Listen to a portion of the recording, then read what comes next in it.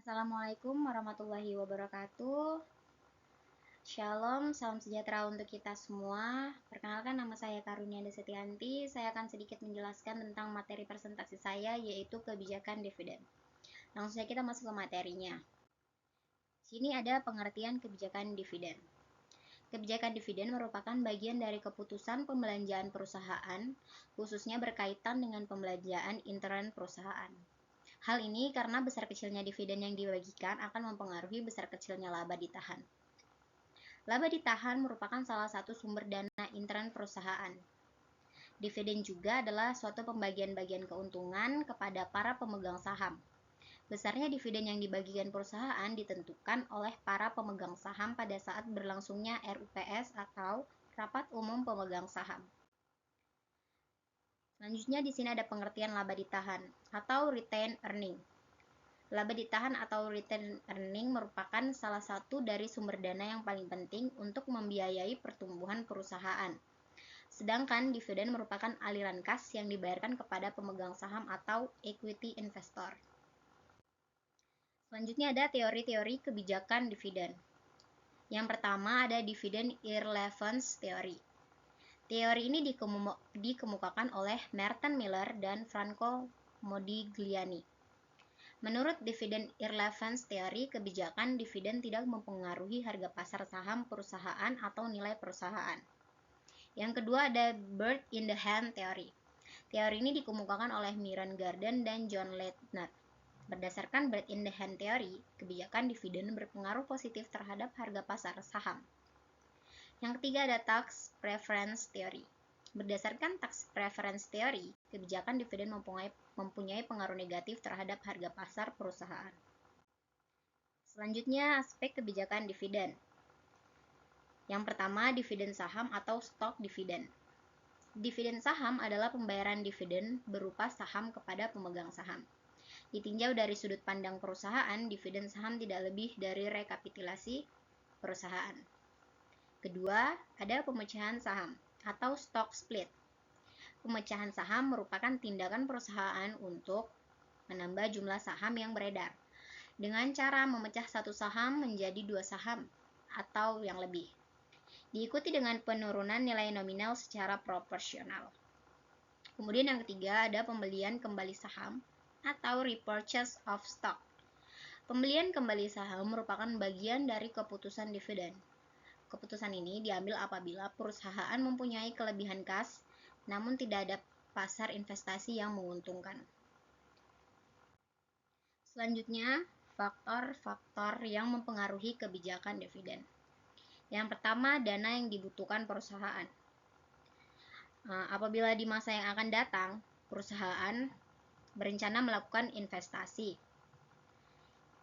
yang membutuhkan dana yang besar, maka perusahaan besar memperolehnya melalui penyisihan laba ditahan. Yang kedua, likuiditas. Likuiditas, dividen dapat dibayarkan dalam bentuk dividen tunai atau dividen saham. Kemudian, kemampuan perusahaan untuk meminjam. Salah satu sumber dana perusahaan adalah dari pinjaman. Jadi, perusahaan dimungkinkan untuk membayar dividen yang besar karena perusahaan memiliki peluang atau kemampuan untuk memperoleh dana dari pinjaman. Kemudian ada nilai informasi dividen. Beberapa hasil penelitian menunjukkan bahwa harga pasar saham perusahaan meningkat ketika perusahaan mengumumkan kenaikan dividen dan harga pasar saham perusahaan turun ketika perusahaan mengumumkan penurunan dividen. Kemudian ada pengendalian perusahaan. Jika perusahaan membayar dividen yang besar, kemungkinan perusahaan memperoleh dana menjual saham baru untuk membiayai peluang investasi yang dinilai menguntungkan. Selanjutnya ada pembatasan yang diatur dalam perjanjian pinjaman. Jadi ketika perusahaan memperoleh pinjaman dari pihak kreditor, perjanjian pinjaman tersebut sering disertai dengan persyaratan-persyaratan tertentu. Yang terakhir, inflasi.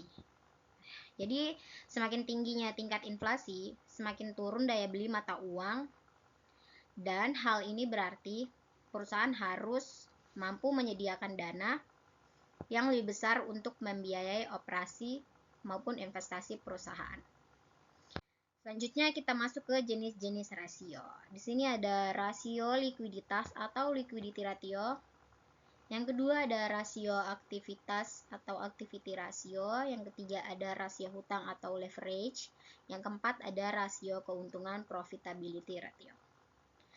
Di rasio likuiditas itu terdapat rasio lancar, rasio cepat, rasio kas, dan di rasio aktivitas terdapat perputaran piutang, perputaran persediaan, perputaran piutang harian, perputaran aktiva.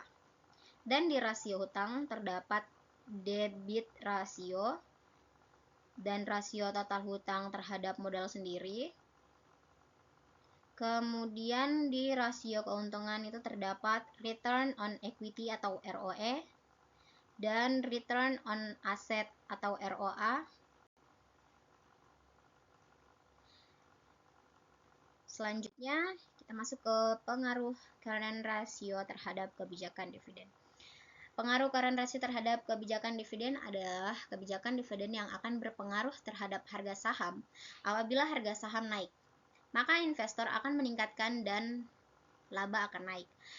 Kenaikan laba ini akan menyebabkan peningkatan uang kas yang dimiliki perusahaan, sehingga current ratio akan meningkat.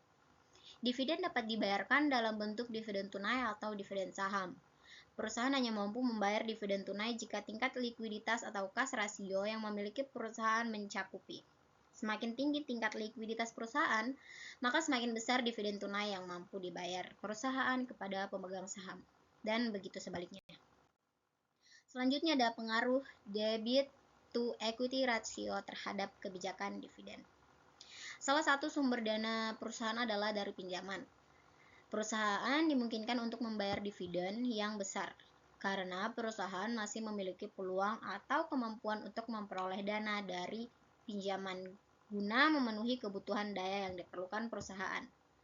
Hal ini dimungkinkan karena leverage keuangan perusahaan masih rendah dan perusahaan masih dipercaya oleh para kreditor. Ya, sekian materi presentasi saya. Terima kasih atas waktunya. Wassalamualaikum warahmatullahi wabarakatuh. Shalom.